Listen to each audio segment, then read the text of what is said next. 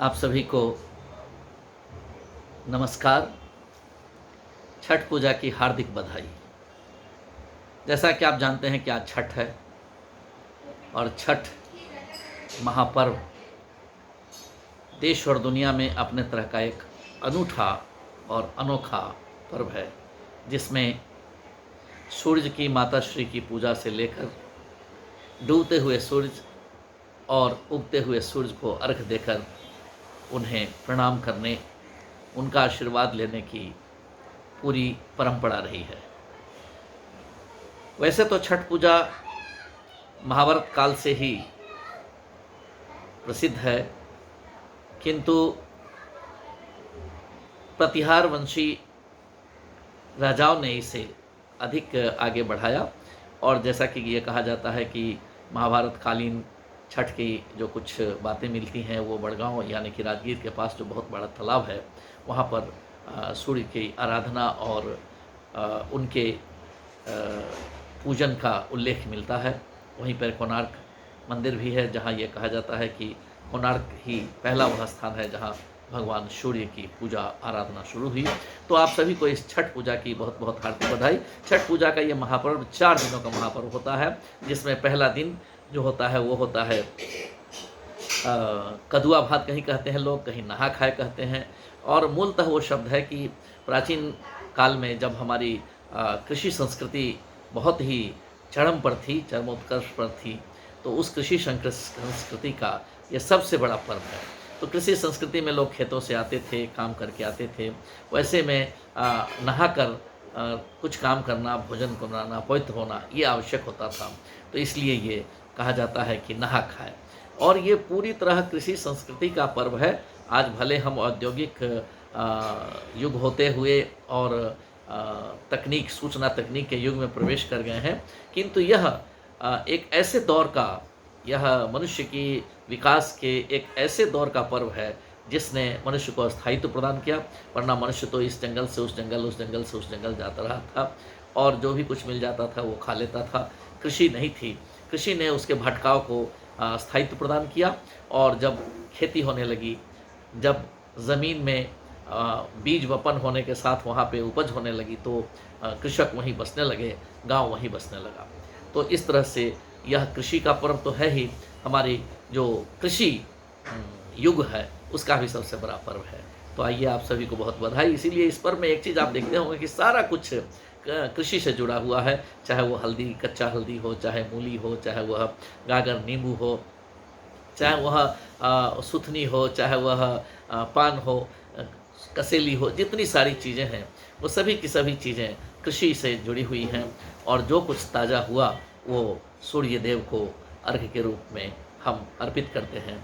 आप सभी जानते हैं कि इसका सबसे महत्वपूर्ण अवयव होता है ईख, उखी।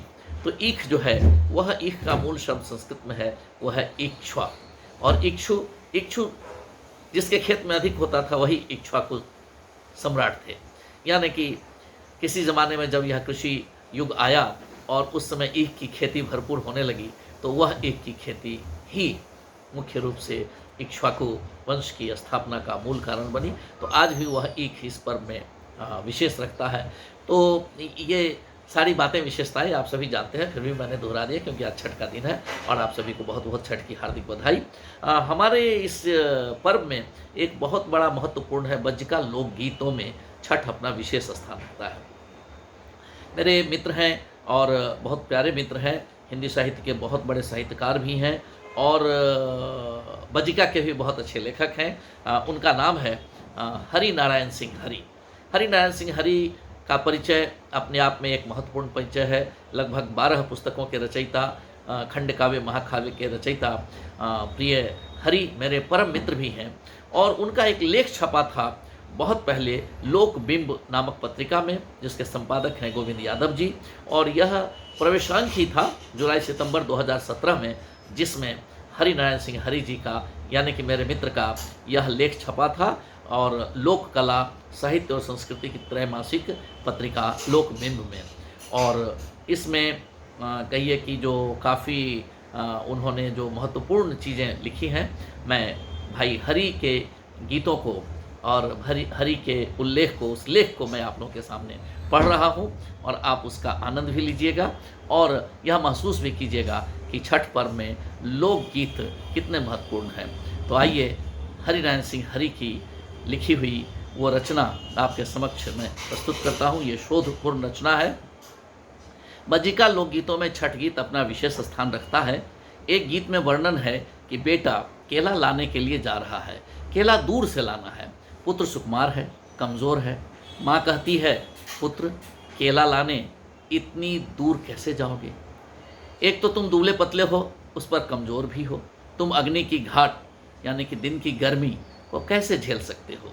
कैसे झेल पाओगे? पुत्र कहता है, माँ तुम्हारे लिए जो अग्नि का घाट है वह मेरे लिए शीतल बतास यानी कि ठंडी हवा है। केरवा लावे जायब हो बबुआ जैब बड़ी दूर। केरवा लावे जैब हो बबुआ जैब बड़ी हो दूर।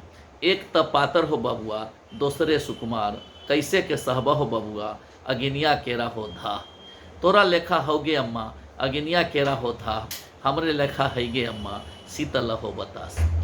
यह बज्जिका लोकगीत। और भाई अयोध्या यानी कि प्रदेश जा रहा है। बहन वहाँ से छठ व्रत के लिए सूप नारियल वगैरह लाने के लिए कहती है। भाई कहता है, हे बहन इस समय सूप और नारियल महंगा हो गया है, इसलिए यह व्रत छोड़ दो, मत करो। तो बहन उत्तर देती है, हो भैया मैं छठी मैया का व्रत कैसे छोड़ूं? इसी छठी मैया ने मुझे भतीजा दिया है। उन्हीं की कृपा से मेरी मांग में सिंदूर चमक रहा है और मेरी गोद में बालक खेल रहा है। सूप नारियल आदि नहीं होगा तो पान फूल से ही छठी मैया का व्रत कर लूँगी। दैन्य और दारिद्र के बीच ऐसी आस्था। तू तो जे जाइछो हो भैया अयोध्या नगरिया। हमरा ललैह हो भैया सुपवा सनेसवा नारियल सनेसवा। हमहू करै छी हो भैया छठी मैया के बरतिया। ऐसन समैया के बहिनी सुपवा भेलै महंगिया नारियल भेलै महंगिया। छोड़ी दही आगे बहिनी छठी मैया के बरतिया। हम कैसे छोड़िया हो भैया छठी माई के बरतिया। जोन छठी देलथिन हो भैया भाई से भतीजवा। एहे छठी देथिन हो भैया चुटकी भर से नूरबा। एहे छठी देलथिन हो भैया गोदी में बालकबा। पाने फूले करवई हो भैया छठी माई के बरतिया। एक दूसरा गीत देखिए जिसमें व्रती नारी का पुत्र पीली धोती पहने माथे पर प्रसाद का दौरा लिए नदी के किनारे जा रहा है। हे ललना कौने साई के डार में पियर धोती माथे पर दौरा शोभे है।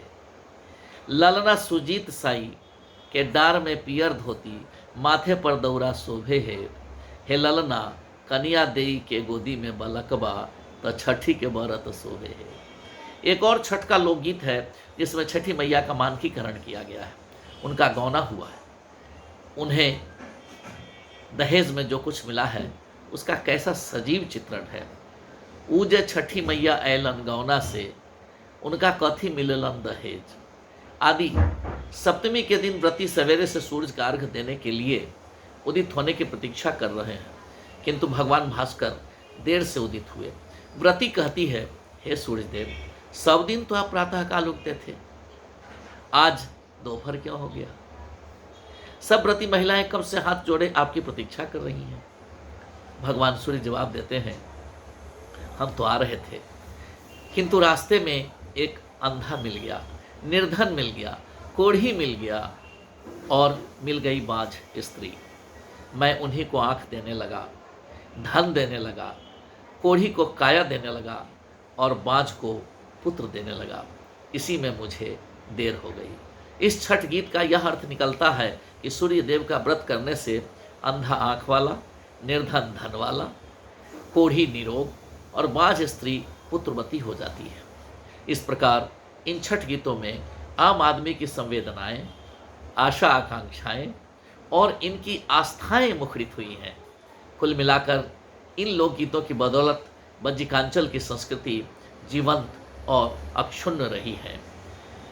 अभी अभी एक बज्जिका गीत मेरा भी काफ़ी लोकप्रिय हुआ है और वह गीत कुछ इस प्रकार है कि सुगवा के सोना चानी सुगवा के दाना पानी बेटवा के सोना चानी, सुगवा के दाना पानी, बेटवा के सोना चानी, बेटिया के दुल्हा शौखिनदार, दीहा छठ महारानी, बेटिया के दुल्हा शौखिनदार, दीहा छठ महारानी। करिह न आना कानी, पुजली हम भर जिनगानी, तोहरा चढ़ैली दूधबा ढार, हे छठ हे महारानी।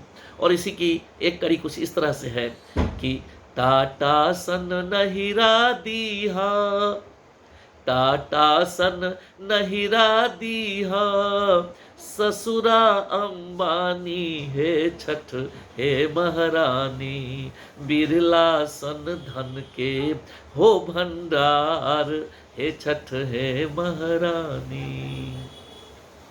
अपुतहू के चंचल पानी, बेटवा से खूब मिलानी, असमधि समधिन हो लौलिंदार, हे छठ हे महारानी, समधि समधिन हो लौलिंदार, हे छठ हे महारानी।